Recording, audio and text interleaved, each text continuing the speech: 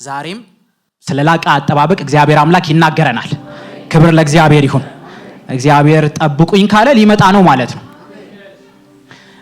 የማይመጣ ጌታ አይቀጥረንም፣ ጠብቁኝ አይለንም። ሰው እንኳን በአቅሙ በቀጠራችሁ ቦታ ላይ በቀጠራችሁ ሰዓት ላይ ለመገኘት ላለማርፈድ እንኳን ሰው የተቻለውን ሁሉ ያደርጋል። ይሄ ትራፊክ መጨናነቅ ብዙ ነገር የሚገታው ሰው ማለት ነው። ሁሉ በሁሉ የሆነ አምላካችን በእርግጥ በመካከላችን ይመጣል። ይመጣል ስል የለም እያልኩኝ አይደለም። ስለ እግዚአብሔር የጉብኝት ጊዜ እያወራሁኝ ነው። እግዚአብሔር በቀጠረው ጊዜ በጉብኝቱ በመካከላችን ይገለጣል። እዚህ ዛሬም በዛው መንፈስ ነው የምንከፋፈለው።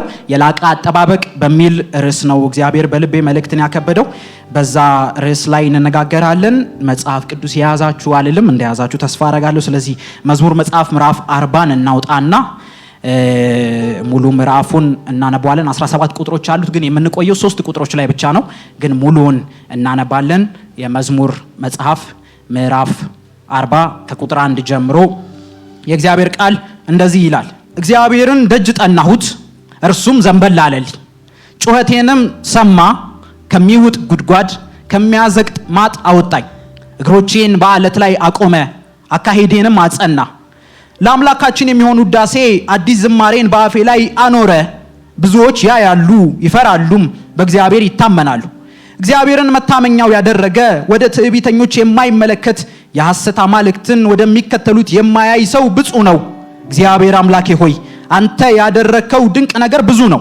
ለኛ ያቀርከውን ሊዘረዝርልህ የሚችል ማንም የለም። ላውራው ልናገረው ብል ስፍል ቁጥር አይኖረውም። መስዋዕትንና ቁርባንን አልፈለክም፣ ጆሮቼን ግን ከፈትክ። የሚቃጠል መስዋዕትን የኃጢአትንም መስዋዕት አልሻህም። እኔም እንዲህ አልኩ፣ እነሆ መጥቻለሁ፣ ስለኔ በመጽሐፍ ተጽፏል። አምላኬ ሆይ ፈቃድህን ላደርግሻለሁ፣ ሕግህም በልቤ ውስጥ አለ። በታላቅ ጉባኤ ውስጥ ጽድቅህን አበሰርኩ።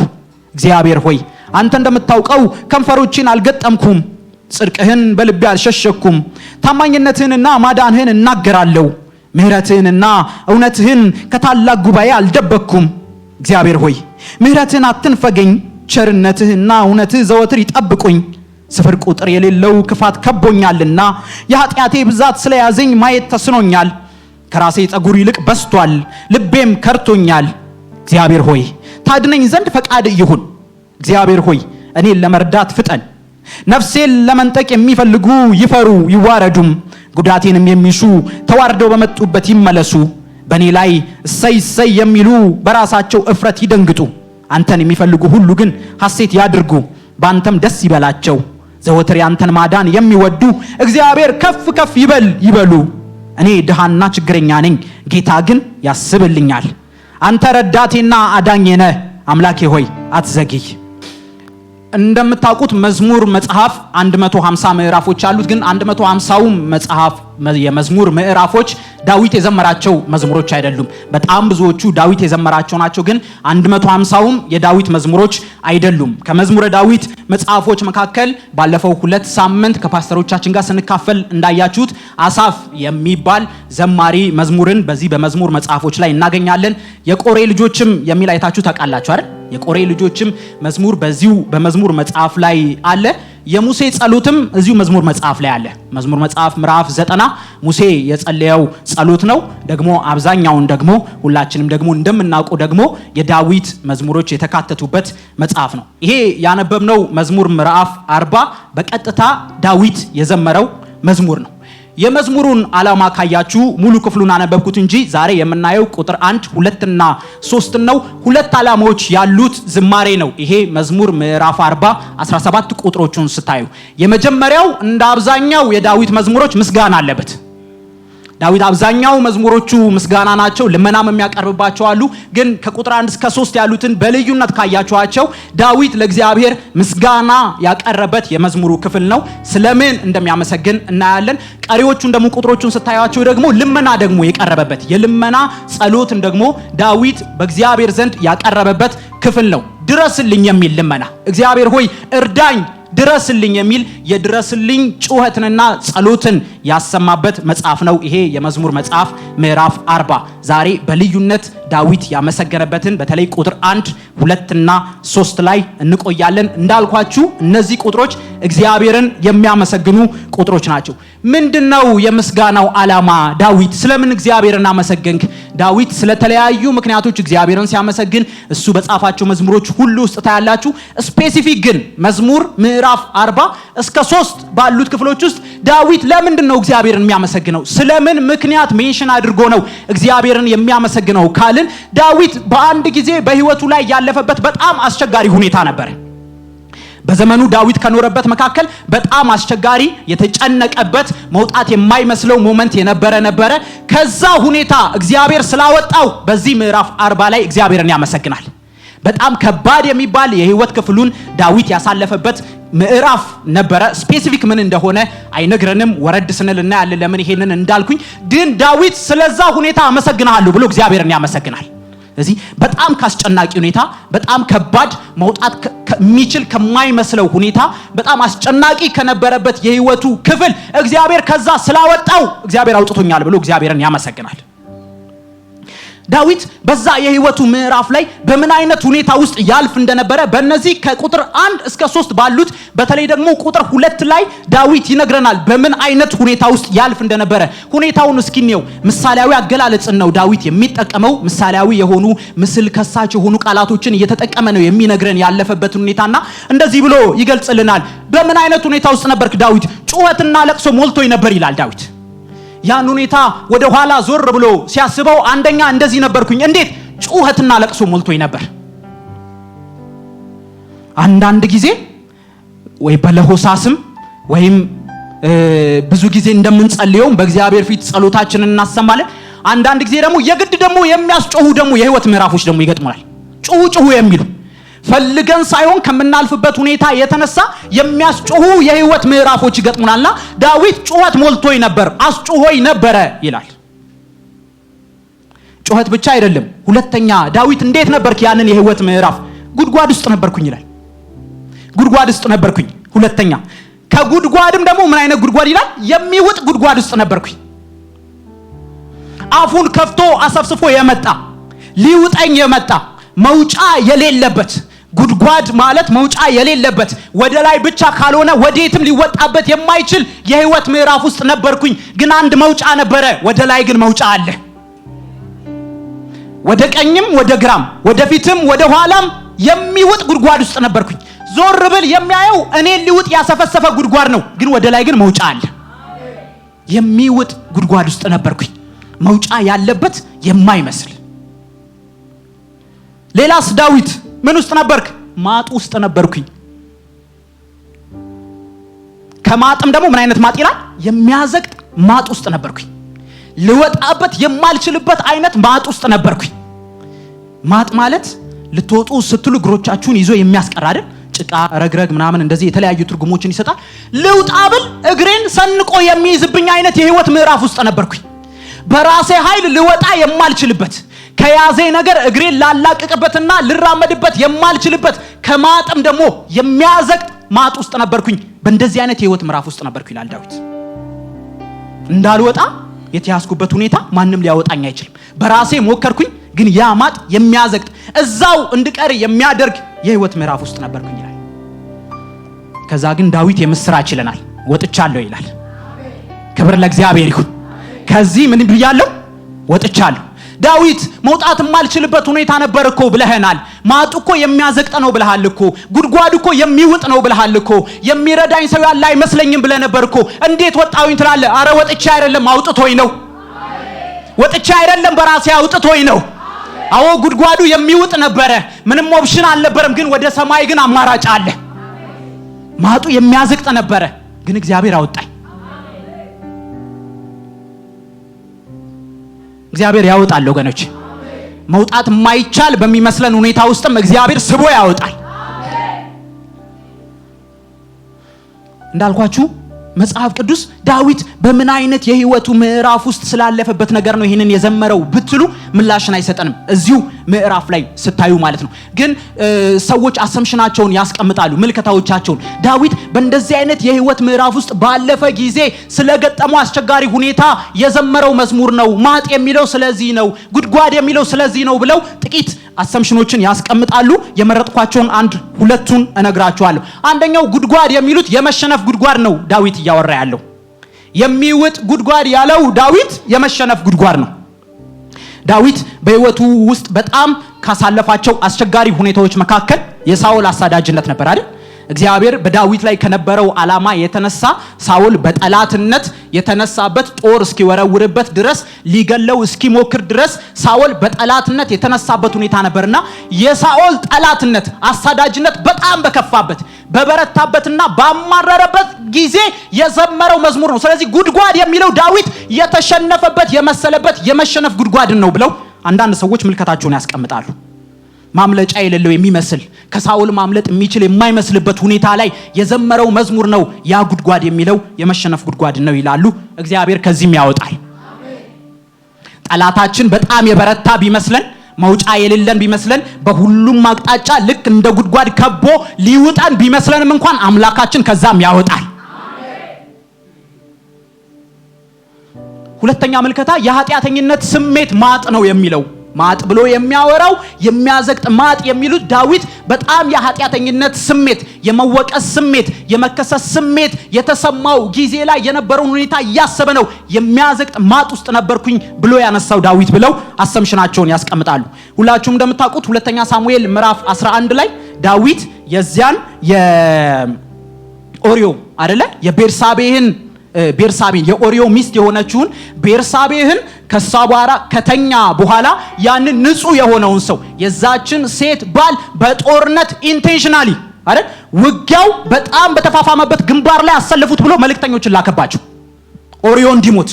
ቤርሳቤ ሚስቱ ነበረች፣ ከሷ ጋራ ዳዊት ተኛ። ከዛ ኦሪዮ እንዲሞት ቢሞክር ሂድ ወደ ቤት ተመለስ ቢለው አልሄድ ሲለው በቃ የመጨረሻ አማራጭ ብሎ ዳዊት ምን ወሰነ? ውጊያው በተፋፋመበት ግንባር ላይ ከፊት አሰልፉት፣ ከዛ እንዲሞት ብቻውን ትታችሁት ሂዱ አለ። ከዛ ያ ኦሪዮም ያ ንጹህ ሰው በዛ ጦርነት ውስጥ ሞተ።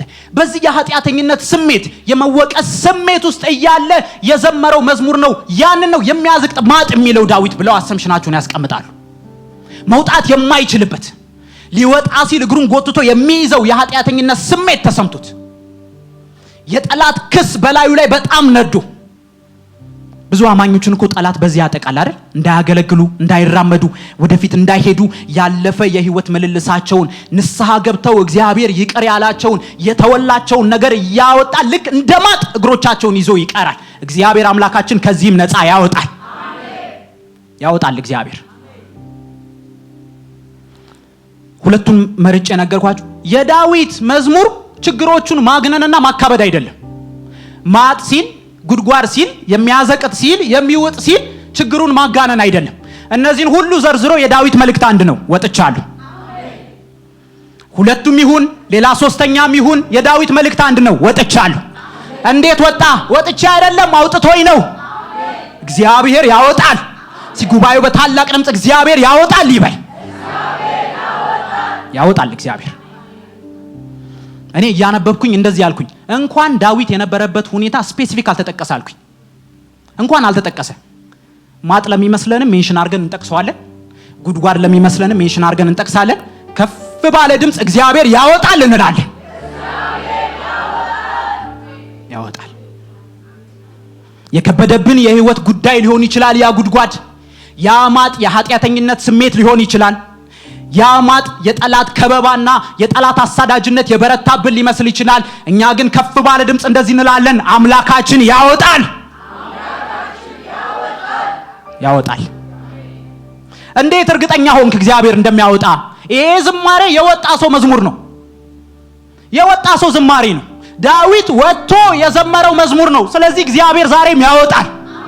እኔ ቀድም ያልጠቀስኳቸውም የህይወት ምዕራፎች ውስጥ ለፉ የትኛውም ጉድጓድ በሉት ማጥም በሉት አይ ፓስተር ዳጊ ይሄኛውን እኔን ጉዳይ አልጠቀሰም፣ አዎ የሁሉንም ልጠቅስ አልችልም። እግዚአብሔር ግን ከየትኛውም ጉድጓድ ውስጥ ያወጣል። ከየትኛውም የህይወታችን ማጥ ካልነው ውስጥ አምላካችን በርግጥ ያወጣል። የወጣ ሰው የዘመረው መዝሙር ነው። ዳዊት በመጽሐፎቹ መካከል ካያችሁ ቲፒካል የሆነ አንድ መገለጫ አለው። ዳዊት በጣም አስተዋሽ ሰው ነው። ዳዊት ነበርን የማይረሳ ሰው ነው። ዳዊት እግዚአብሔር ከየት እንዳነሳው ከምን አንስቶ እንደቀባው እግዚአብሔር በምን አይነት የህይወት ምዕራፍ ውስጥ እንዳወጣውና ክብር እንዳሳየው የማይረሳ ሰው ነው። ዳዊት ቢፎርን አይረሳም፣ ነበርን አይረሳም። እንደዚህ ነበርኩኝን ዳዊት አይረሳም። ዳዊት ይሄ ብቻ አይደለም መገለጫው፣ አፍተርንም ደግሞ ከወጣም በኋላ ደግሞ ለአንድ ነገር አይሰንፍም፣ ለምስጋናም አይሰንፍም። ኋላውንም አይረሳም፣ ያስባል። ከዛ ከወጣም በኋላ ደግሞ እግዚአብሔርን ከማመስገን ደግሞ አይሰንፍም። ቢፎር ላይ ያስታውሳል ትላንቱን፣ አፍተር ላይ ለምስጋና አይሰንፍም። አንድ ጥያቄ ግን ልጠይቃችሁ። ጉድጓድ ውስጥ ከመግባቱ በኋላ፣ ማጥ ውስጥ ከመግባቱ በኋላ እና ከመውጣቱ በፊት ዳዊት ምን አይነት ሁኔታ ውስጥ ነበር? ጉድጓድ ውስጥ ገብቶ እንደነበረ ዳዊት አልረሳም። ከጉድጓድ ሲወጣም ምስጋናን አልረሳም። ጉድጓድ በመግባቱና ከጉድጓድ በመውጣቱ መሃል ግን ዳዊት እንዴት ነበር? ነገር ሲከብደውና ሲያቅተው ከመጸለይና ከመጮህ ወደ ኋላ አላለም። ጸሎቱ ሲሰማና እግዚአብሔርን ሲመልስለት ከማመስገን ወደ ኋላ አላለም።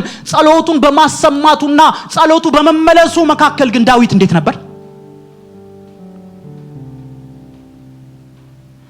ዳዊት እንደዚህ ይለናል። መሃል ላይማ ጸሎቴን ጸልዬ እግዚአብሔር እስኪመልስልኝ ድረስልኝ ብዬ እግዚአብሔር እስኪደርስልኝ ድረስ መሃል ላይማ እንደዚህ ያደረኩ ይለናል። እግዚአብሔርን ጠበቅኩት። ለብዙዎቻችን ከባድ የሆነች የክርስትና ምዕራፍ እግዚአብሔርን መጠበቅ። ዛሬ ስለሱ እናያለን።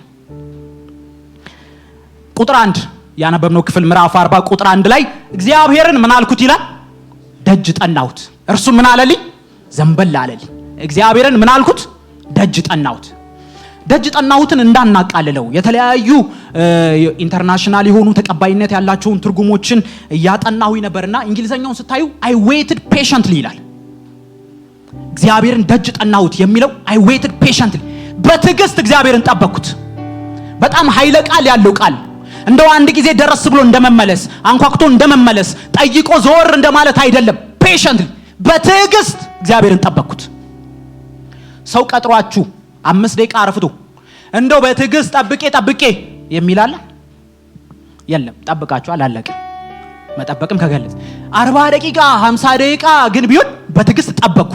ዳዊት ሜንሽን የሚያደርግበት ደጅ ጠናሁት የሚለው እግዚአብሔርን በትዕግስት ጠበቅኩት፣ እርሱም ምን አለልኝ? ዘንበል አለልኝ። ክብር ለእግዚአብሔር ይሁን። በትዕግስት ጠበቅኩት።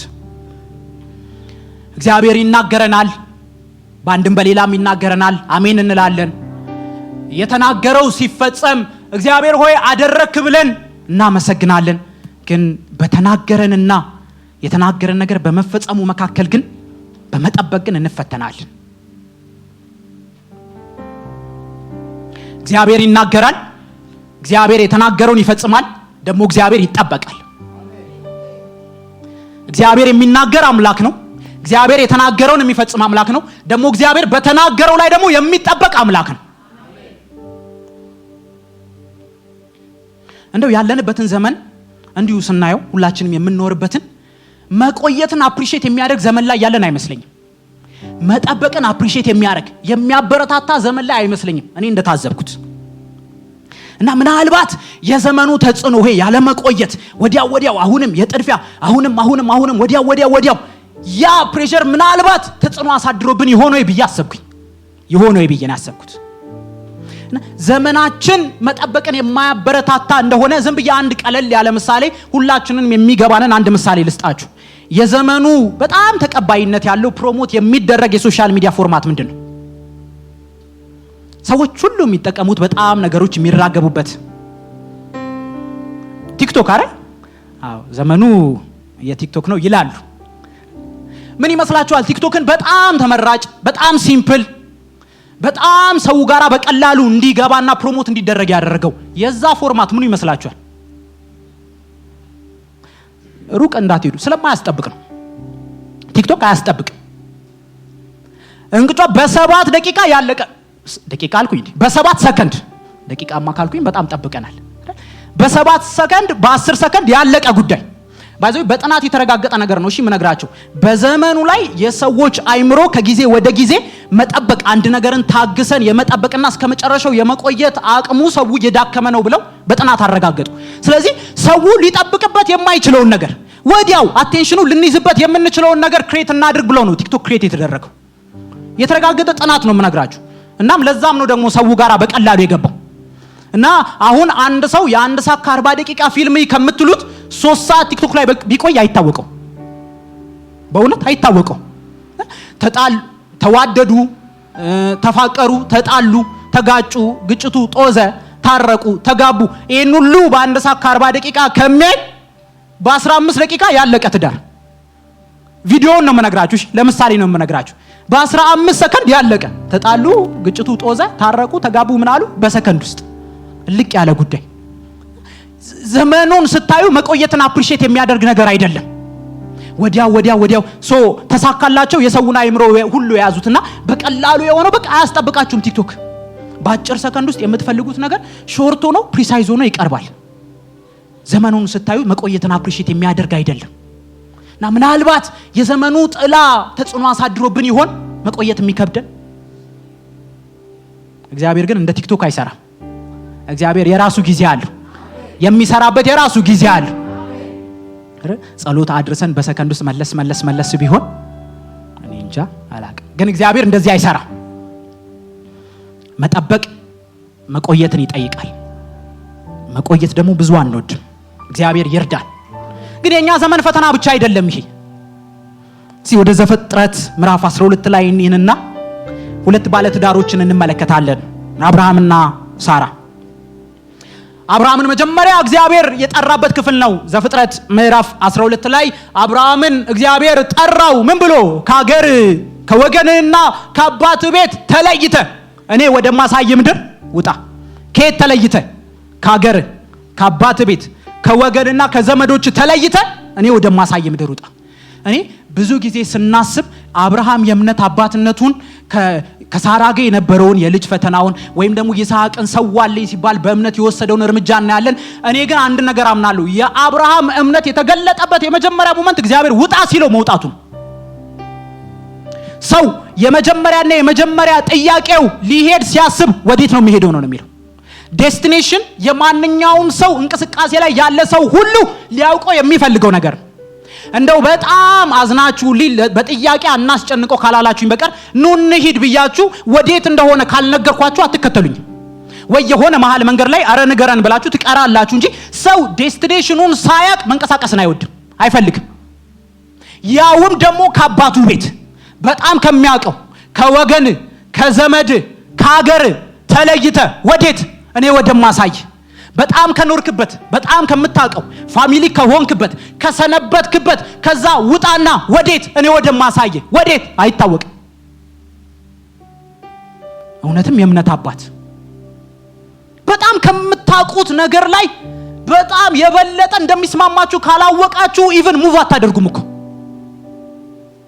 ሴቶች ከእናትና ከአባታችሁ ቤት ስትወጡ እኮ ይሄ ሰው ያኖረኛል፣ ያስተዳድረኛል፣ ይንከባከበኛል፣ ይወደኛል ብላችሁ ወስናችሁ እኮ ነው የወጣችሁት አይደል? በግድ እኮ አይደለም አይደል? ሰው የተሻለ ነገር እንደሚገጥመው እርግጠኛ ካልሆነና ካላወቀ ካለበት ቦታ ላይ እንቅስቃሴ አያደርግም። እንኳን ወደማያውቀው ሀገር ይቀርና ተለይና ወዴት? እኔ ወደማሳይክ። እዛው ቁጥር ላይ እግዚአብሔር ቃል ገባለት። ታላቅ ሕዝብ አደርጋለሁ፣ የሚባርኩህን እባርካለሁ፣ የሚረግሙህን እረግማለሁ፣ የምድር ነገዶች ሁሉ ባንተ ይባረካሉ ብሎ እግዚአብሔር እዛችሁ ሞመንት ላይ ኮቨናንትን ኪዳንን ከአብርሃም ጋር ገባ። መጽሐፍ ሲናገር አብርሃም በዚህ ጊዜ 75 ዓመቱ ነበር ይለናል። ልክ አንዳንድ ፊልሞች ላይ ከተወሰኑ ዓመታት በኋላ እንደሚል 10 ዓመታትን እንሻገርና ዘፍጥረት ምዕራፍ 16 ላይ እንዲህ በዘፍጥረት ምዕራፍ 12 እና በዘፍጥረት ምዕራፍ 16 መካከል ኤግዛክትሊ 10 አመታቶች አሉ። ስለዚህ 75ኛው አመቱ ላይ እግዚአብሔር ከመጣ አሁን ዘፍጥረት ምዕራፍ 16 ላይ ስናይ አብርሃም ስንት አመቱ ነው? 85 አመት ሆኖታል። ሳራ እንደዚህ አለች ዘፍጥረት 16 1 እና 2 ላይ የአብርሃም ሚስት ሶራ ልጅ አልወለደችለትም ነበር፣ እርሷም አጋር የምትባል ግብፃዊት አገልጋይ ነበረቻት። አብርሃምንም እንደዚህ አለች እህት ሶራ እግዚአብሔር ልጅ እንዳልወልድ አድርጎኛል፣ ምናልባት በእርሷ በኩል ልጆች አገኝ እንደሆን ሄደ ከአገልጋይ ጋር ምን በል ተኛ አለችው። እግዚአብሔር ተናገረ። 10 አመታቶች አለፉ። ምዕራፍ 16 ላይ ደረሱ። ከ10 አመት በኋላ እግዚአብሔርን መጠበቅ ፖዝ አደረጉ።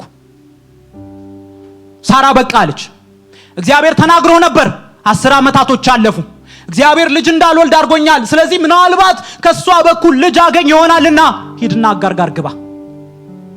ከ10 አመታቶች በኋላ አማራጭ መንገዶችን ማየት ጀመሩ። እግዚአብሔር ከተናገረው ውጪ ይስሐቅ ይመጣበታል ባለው መንገድ አብርሃምና ሳራ አማራጭን ተመለከቱ። ምክንያት ሳራ ምን አለች? እግዚአብሔር ልጅ እንዳልወልድ አድርጎኛል። ስህተት ነው የተናገረችው አይደለም አይደል? መቆየት ፈልገው አይደለም እኮ አብርሃምና ሳራ ልጅ ያልወለዱት። እግዚአብሔር ነበር እንዳትወልድ ያደረጋት። ግን የመልእክቱ ግማሽ ግን ተረስቶ ነበር። ያለሁበት መንገድና ልጅ አይገናኙም። ይሄ እንዲሆን ደግሞ ያደረገው እግዚአብሔር ነው። ከሱ ጋር ማን ይጋፈጣል? ስለዚህ ሂድና አጋር ጋር ግባ።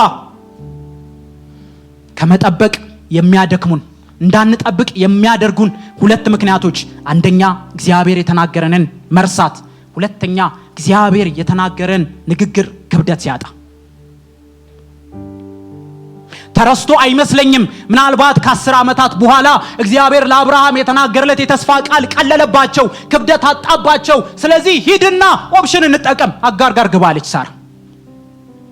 አንዳንዴ አሜን ብለን በጩኸት የተቀበልናቸው፣ አልቅሰን አሜን ያልንባቸው መልእክቶች፣ ዘለን የተቀበልንባቸው፣ እንባ በእንባ የሆንባቸው መልእክቶች አንዳንዴ ክብደት ያጣሉ። አንዳንዴም እስከ መጨረሻው ይረሳሉ። በዛ ሞመንት ሰው መጠበቅ ያቅተዋል። ኦፕሽናል መንገዶችን ማየት ይጀምራል።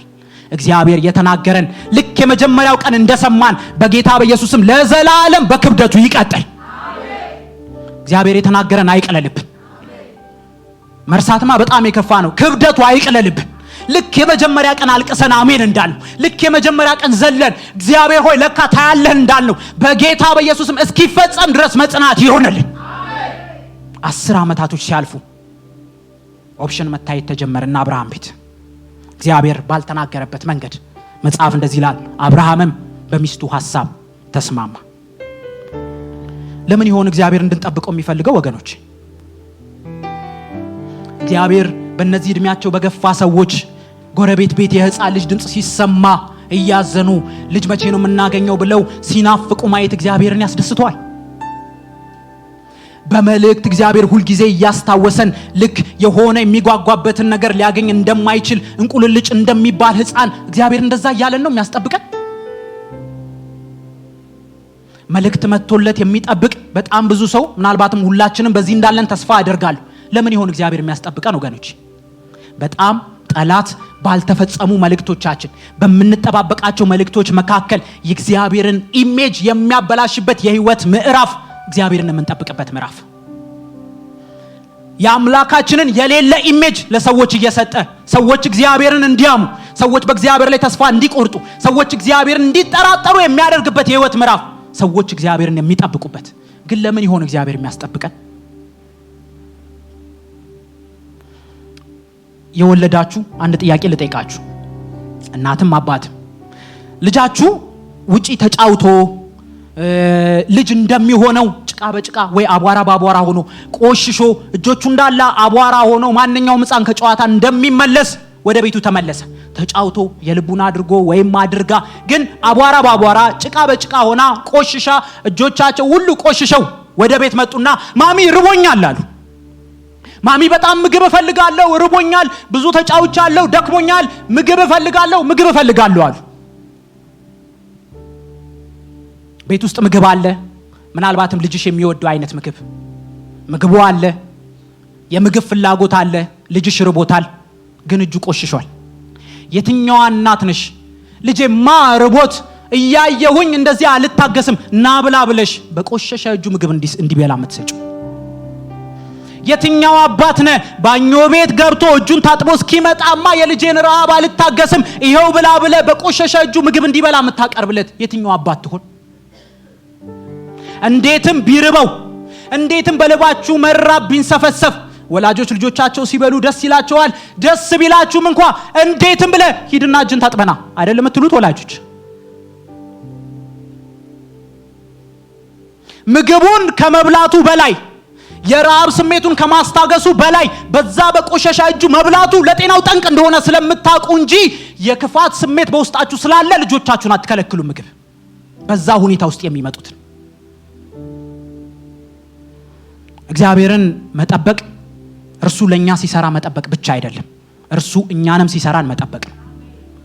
እደግመዋለሁ፣ እግዚአብሔርን መጠበቅ እርሱ ለኛ ሲሰራ ብቻ መጠበቅ አይደለም፣ እሱ እኛንም ሲሰራን መጠበቅ ነው። እግዚአብሔርን መጠበቅ የሚጣፍጠው ምግብ እስኪሰራ መጠበቅ ብቻ አይደለም፣ የምንመገብበትም እጅ ብቁ የሚሆንበትን ጊዜ ታግሶ መጠበቅ ነው። ምግብ ስላለ ብቻ ስለራበን ብቻ እግዚአብሔር አይሰጠንም። እናንተ እንኳን አታደርጉም። ለመብላት የሚያስችል ቁመና ላይ እስክንሆን ድረስ እግዚአብሔር ያስጠብቀናል ለራሳችን ጥቅም። የትኛው የአባትነት የክፋት ልብ ነው ልጅህን ሂድና ታጠብ ያልከው? አንተ እንደዛ ልጅህን የምትወድ ከሆነማ እግዚአብሔር ባልተዘጋጀ ቁመና ላይ ሆኖ እንዴት ይሰጠናል? የሚያስጠብቀን የአባትነት ፍቅሩ ነው። እግዚአብሔር መልካም አምላክ ነው ወገኖች። እግዚአብሔር ፍጹም አምላክ ነው። እኔ ለወጣቶች ነግራቸዋለሁ፣ ለታዳጊዎችም አንዳንዴ እንደዚህ መሆን እፈልጋለሁ ይሉና ምናልባት ወደፊት የሚገጥማቸው የህይወት ምዕራፍና ዊሽ የሚያረጉት ባይገጥም ብዬ አንድ ነገር ነግራቸዋለሁ። እግዚአብሔር ለናንተ ያሰበውን ኢማጂን እንኳን ልታረጉት አትችሉም እላቸዋለሁ። እንኳን እግዚአብሔርን ልታርሙት እንደዚህ ቢሆን ኖሮ ነበር የምፈልገው ብላችሁ እንኳን እግዚአብሔርን ልታርሙት እግዚአብሔር ያየልንን ነገር ኢማጂን እንኳን ልናረጋው አንችልም። በጭራሽ አንችልም። አጋነንኩ እንዴ ወገኖች?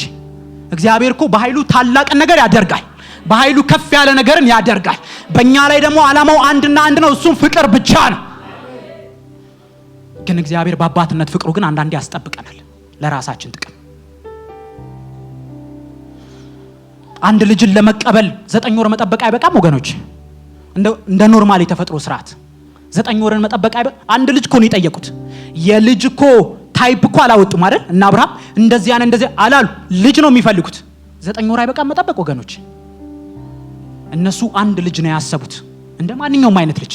እግዚአብሔር ግን አንድ ኦርዲነሪ ልጅ ሳይሆን ኤክስትራ ኦርዲነሪ የሆነ ነገር በእነሱ ሊሰራ አስቧል። አንድ ልጅን ለማግኘት 9 ወር መጠበቅ በቂ ነው። ግን ኖ፣ አንድ ኖርማል ልጅ አይደለም። እግዚአብሔር በእነሱ የተስፋው ልጅ፣ የኪዳን ልጅ፣ ለአብርሃም የገባለትን ቃል የሚተላለፍበትን ልጅ በእነሱ በኩል አይቶ ነበር። ያስጠበቃቸውን ሰዎች በመጽሐፍ ቅዱስ እግዚአብሔር አምላካችን ሐናን ተመልከቱ፣ ሳሙኤል ምን አይነት ህይወትን ኖሮ እንዳለፈ። ዘካርያስና ኤልሳቤጥን ተመልከቱ፣ መጥምቁ ዮሐንስ ምን አይነት ህይወትን እንዳለፈ። እግዚአብሔር ከምንለምነውና ከምንጠብቀው በላይ አብልጦ ሊያደርግ ይቻለዋል።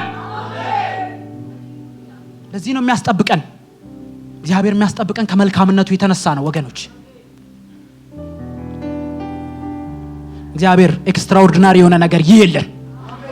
እግዚአብሔር እንደዚህ ይየለን። ቢያስጠብቀንም ትግስትን ቢጠብቅም እግዚአብሔር ያየለን ይበልጣል። እስኪ ከፍ አድርጉና እግዚአብሔር ያየለን ይበልጣል በሉ።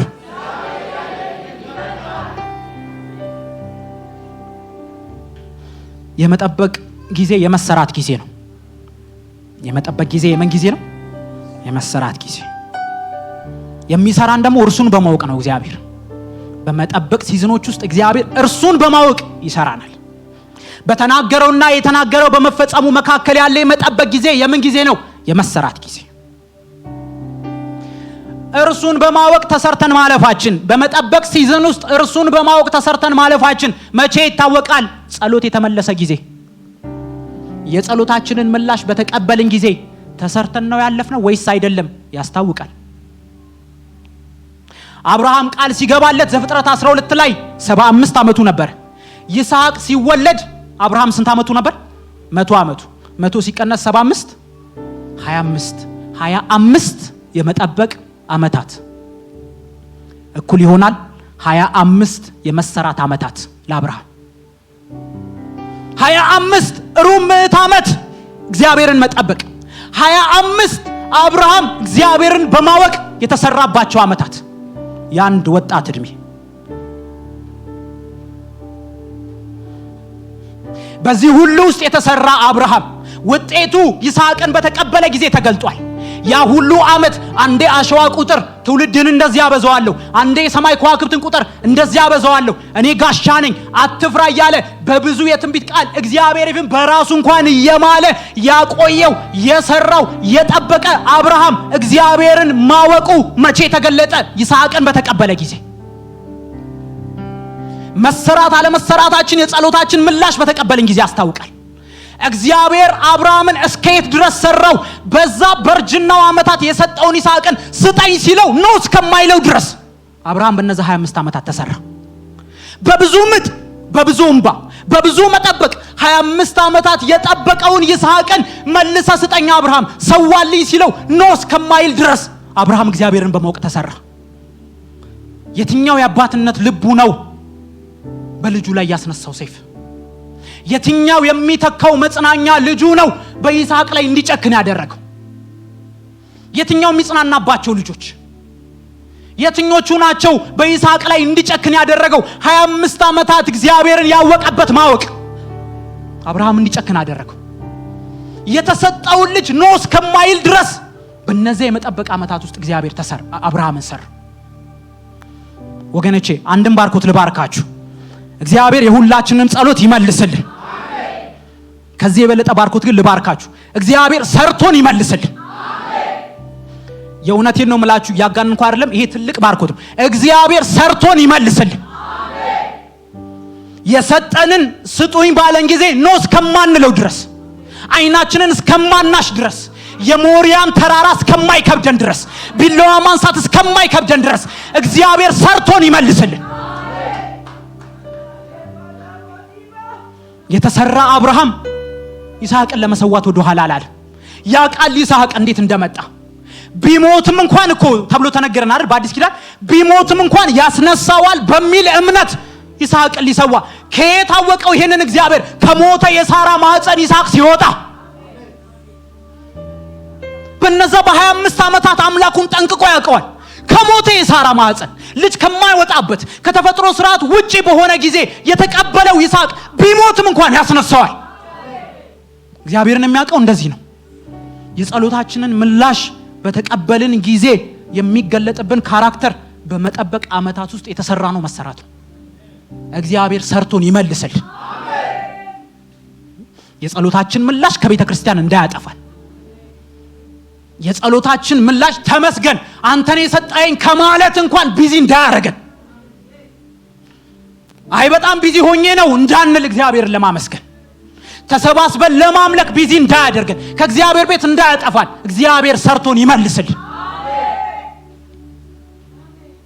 እግዚአብሔር ለምን ያስጠብቀናል? ሊሰራን፣ ሊያበቃን፣ ሊያዘጋጀን።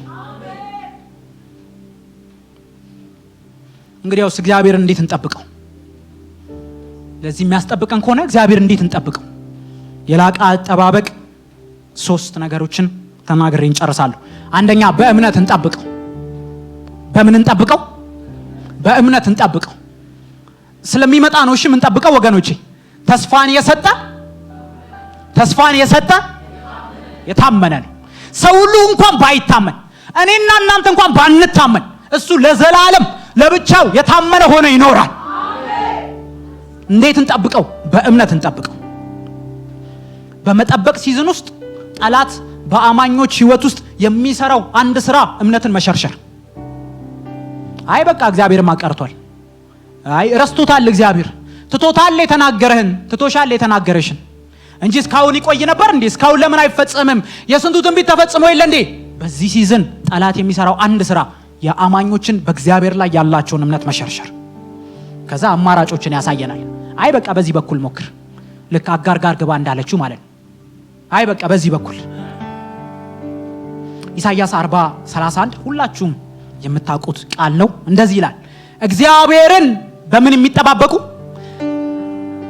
የሚጠባበቁ እግዚአብሔርን በመተማመን የሚጠባበቁ ኃይላቸውን ምን ይላሉ?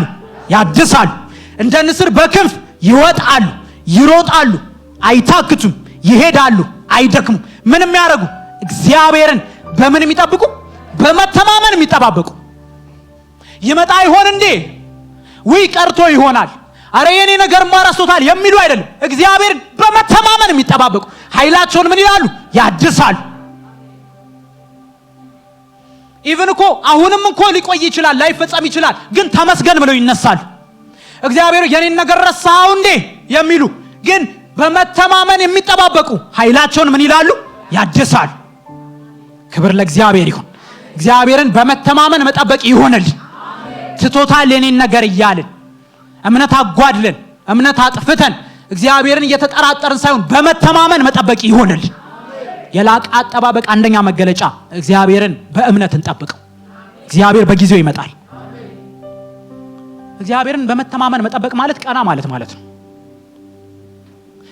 ያልተማመነ ሰው በእግዚአብሔር ግራና ቀኝ ይመለከታል፣ ፊትና ኋላ ይመለከታል፣ አማራጮችን ይመለከታል። እስኪ ቀና ላለው በሉ።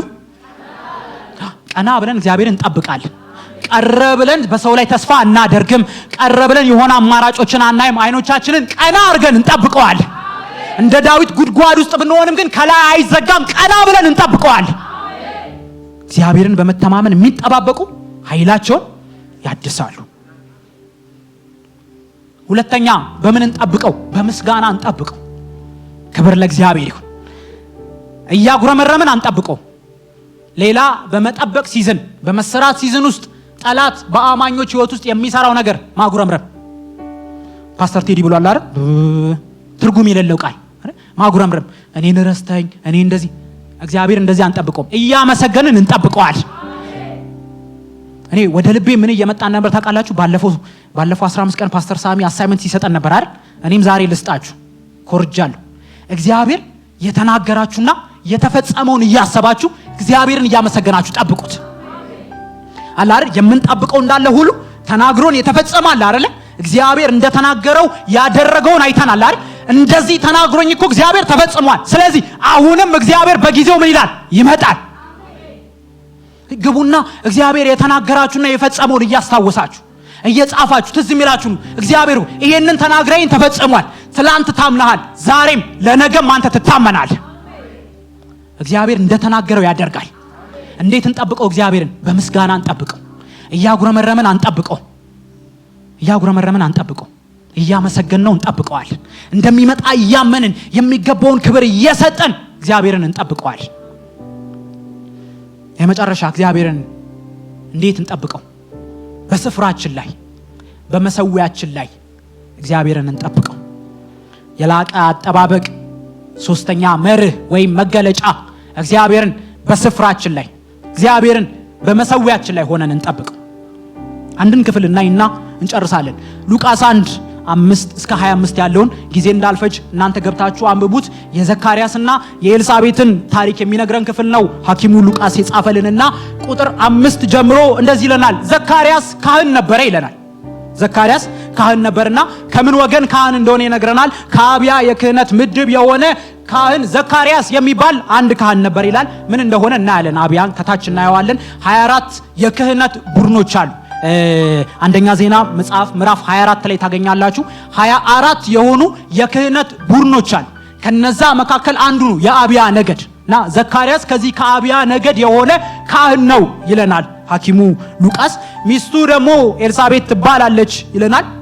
እንዴት የተባረኩ ባለትዳሮች እንደሆኑ እናንተ እኔ ያነበብኩኝ እንዴት እንደተገረምኩባቸው። በጣም የተባረኩ ባለትዳሮች ምን እንደሚታቃላችሁ የእግዚአብሔር ቃል ሁለቱም ይለናል የጌታን ትእዛዝና ሥርዓት ሁሉ ጠብቀው።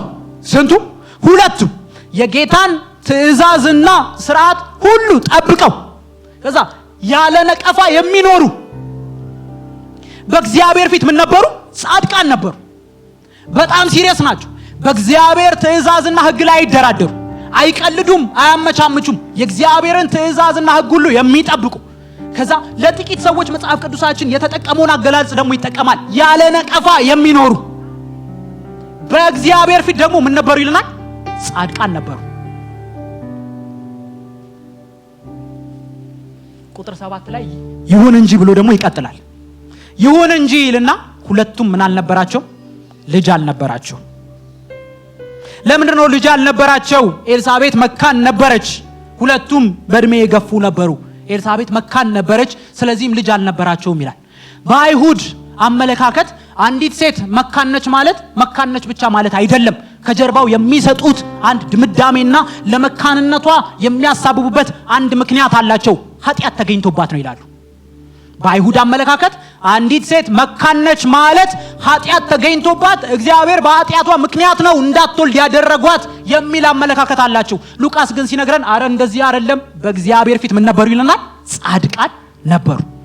ከኃጢአት የተነሳ አይደለም ኤልሳቤጥ መካን የሆነችው። በጣም የሚገርመኝ እንደዚህ አይነት የገዘፈ ጥያቄ፣ እንደዚህ አይነት የገዘፈ ባይዘዌ ይሄ ጸሎት እዛ ቤት ለአመታት የተጸለየ ጸሎት ነው። መልአኩም ከታች ሜንሽን ያደርገዋል። እንደዚህ አይነት ለአመታት የተጸለየ ጸሎትን ያልተመለሰ ጥያቄን ይዘው የሚኖሩ ነበሩ። ግን እነርሱ ያለ ነቀፋ ነበሩ። ያልተመለሰ ጥያቄ ቤታቸው አለ። ሁልጊዜ የሚያለቅሱበት ለቅሶ አለ። የቀናት የሳምንታት አይደለም የአመታት ጥያቄ ነው። ግን እነዚህ ሰዎች እንዴት ይመላለሳሉ? ያለ ነቀፋ። ጽድቃቸው በማፊት በእግዚአብሔር ፊት ጻድቃን ነበሩ። ባልተመለሰ ጥያቄ፣ ባልተፈታ እንቆቅልሽ፣ ባልተመለሰ ጸሎት ውስጥ ያለ ነቀፋ የሚሄዱ። እንደዚህ ነው መጠመድ አይደል? ከተጠመዱ አይቀር እንደዚህ ነው መጠመድ። ደስ የሚሉ ባለ ትዳሮች 8 ላይ ቁጥር 8 ላይ እንደዚህ ይለናል ሉቃስ። አንድ ቀን ዘካርያስ በምድቡ ተራ በእግዚአብሔር ፊት በክህነት በሚያገለግልበት ጊዜ በስርዓተ ክህነቱ መሰረት ወደ ጌታ ቤተ መቅደስ ገብቶ ለማጠን በዕጣ ተመረጠ። መቼ? አንድ ቀን አለ። ስለዚህ አንድ ቀን ጥቂት ነገር ማለት እንፈልጋለን። አንድ ቀን ዕጣ በወጣለት በዛ ቀን ዘካርያስ ገብቶ ዕጣን በሚያጥንበት በዚያ ቀን፣ እቺ ቀን ምን አይነት ቀን እንደሆነች ጥቂት ልበላችሁ። እንዳልኳችሁ አንደኛ ዜና ላይ ታገኙታላችሁ። 24 የክህነት ቡድኖችን ተቋቋሙ። 24 የክህነት ሰዎች አይደለም ያልኳችሁ፣ ቡድኖች። በእነሱ መካከል በእያንዳንዱ የክህነት ቡድን ውስጥ ደግሞ በጣም በርካታ ካህናት አሉ። እያንዳንዱ ካህን የሚያገለግል ነው። እያንዳንዱ ካህን የሚያጥን ነው። 24 የክህነት ቡድኖች አሉ። በእያንዳንዱ ቡድን ውስጥ ደግሞ በጣም በርካታ ካህናቶች አሉ። አንደኛው የክህነት ቡድን የአብያ የክህነት ቡድን የሚባል ነው። ዘካርያስ ከዚያ ከአብያ ወገን ነው። ከዚህ የክህነት ቡድን ነው እና በጣም ብዙ ስለሆኑ የእግዚአብሔር ቤተ መቅደስ ውስጥ ገብቶ የሚያጥን ሰው እንዴት ይመረጥ? ቡድኑ ብቻ 24 ነው። ዝም ብላችሁ 10 ሰው እንኳን ቢኖር 240 ካህን አለ ማለት ነው። እንዴት ገብተው ይጠኑ? ስለዚህ በዕጣ ይሁን ተባባሉ። ከእያንዳንዱ የክህነት ቡድን ዕጣ አለው። ይሄ የአብያ ቡድን የሚባለው 8ኛ ዕጣ የወጣበት ነው። አንደኛ ዜና ላይ ገብታችሁ አንብቡ። 8ኛ ዕጣ የወጣለት የክህነት ቡድን ነውና በ8ኛው ዕጣ ጊዜ ማን ገብቶ ይጠን? ዕጣ ይወጣል። በዚያ ቀን ዕጣው ለማን ወጣለት? ለዘካርያስ። ያቺ ቀን ሰማይ የዘካርያስን መልስ የሚመልስ መልአክ በተላከበት በዚያ ቀን ዕጣው ለዘካርያስ ወጣለት። የአመታት ጸሎቱን ምላሽ ይዞ መልአክ በሚመጣበት በዚያ ቀን ከዛ ሁሉ የክህነት ቡድን አባል ዕጣ ለዘካርያስ ወጣ። ግባና ዕጣን አንተ። የአመታት የጸሎቱን ምላሽ መልአኩ ይዞ ሲመጣ ዘካርያስ የተገኘ መቅደስ ምን እያረገ? እያጠነ። አረ እግዚአብሔር እንደዚህ ያግኘን። ወጥተን እየተቀበዘበዝን መቅደሱ ያግኘን። የጸሎታችን ምላሽ ሲመጣ ስፍራችን ላይ መገኘት ይሁንልን። እናንተ ዘካርያስ ስለዚህ ቀን የሚያውቀው ምንም ነገር የለም። እኔ አላጥንም አልገባም ቢል ከአብያ የክህነት ቡድን አንዱ ገብቶ ያጥናል። ዘካርያስ ግን በወጣለት ዕጣ ያልተመለሰ ጥያቄውን ይዞ፣ ያልተፈታ እንቆቅልሹን ይዞ፣ ያልተመለሰ የጸሎት ርዕሱን ይዞ ከፐርሰናል ጉዳይ ጋር አላገናኘውም። እገባለሁ መቅደስ፣ አጥናለሁ በእግዚአብሔር ፊት። መልአኩ በመቅደሱ ቀኝ ቆሞ አገኘዋ። አረ እግዚአብሔር እንደዚህ ያግኘን። የጸሎታችን ምላሽ ሲመጣ መቅደስ መገኘት ይሁንልን። በእግዚአብሔር ቤት እያመለክን ማግኘት ይሁንልን። እያገለገልን መገኘት ይሁንልን። እንደዚህ ነው የጸሎት ምላሽና የጸሎት ሰው ሲገናኙ። መቅደስ ውስጥ እያጠነ እያገለገለ መልአኩ አገኘው። በስፍራችን መገኘት ይሁንልን። በመሰዊያችን ላይ መገኘት ይሁንል። እናንተ ጸሎት አልተመለሰም ተብሎ አገልግሎት አይቋረጥም። እኔ በቤቴ ብዙ ጥያቄ አለብኝ ተብሎ አገልግሎት አይቋረጥም። ሲመለስልኝ እመጣለሁ ተብሎ አገልግሎት ምንድነው የሚባለው? ሊቭ ነው የሚባለው ወይ ፈቃድ አይወጣም። እግዚአብሔርን እየጠበቅነው እናገለግለዋል። እያገለገልን እንጠብቀዋል። እየጸለይን እየዘመርን እግዚአብሔርን እንጠብቀዋል። እግዚአብሔርን እንዴት እንጠብቀው? በስፍራችን ላይ በመሰዊያችን ላይ እየዘመርን እንጠብቀው፣ እየተማርን እንጠብቀው፣ እየጸለይን እንጠብቀው፣ እየጮህን እንጠብቀው፣ እያገለገልን እንጠብቀው። እግዚአብሔር በጊዜው ይመጣል። የጸሎታችንን ምላሽ እግዚአብሔር በቀጠረው ጊዜ ይዞ ይመጣል። ከፊቱ ግን መጠፋት አይሆንብን። እንጸልይ።